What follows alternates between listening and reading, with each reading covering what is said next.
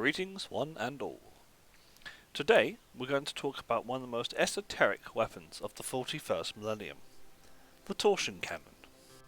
The tri-sectional barrel of the Torsion cannon is amongst the holiest of Mars's weapon technologies. When energized, it sends out 3 simultaneous graviton gola fields that holds sections of the target in place.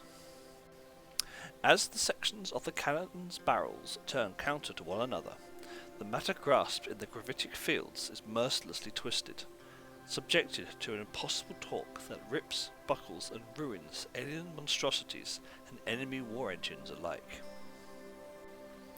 It is normally deployed on the Cataphron Breacher battle servitors of the Adeptus Mechanicus' military forces. Thank you for listening.